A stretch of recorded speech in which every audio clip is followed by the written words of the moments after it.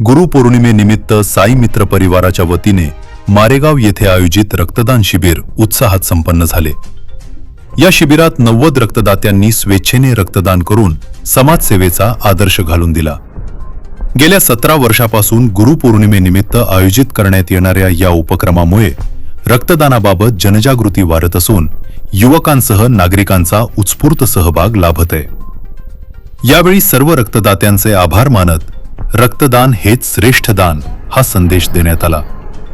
शिबिराच्या यशस्वी आयोजनासाठी साई मित्र परिवार मारेगावचे पदाधिकारी, कार्यकर्ते व स्वयंसेवक यांनी परिश्रम घेतले। बघत रहा लोकक्रांती न्यूज, हाक तुमची, साथ आमची। साई मित्र परिवार मारेगाव गेल्या 17 वर्षापासून नेहमी रक्तदान शिबिर आयोजित करते गुरुपौर्णिमेच्या निमित्ताने।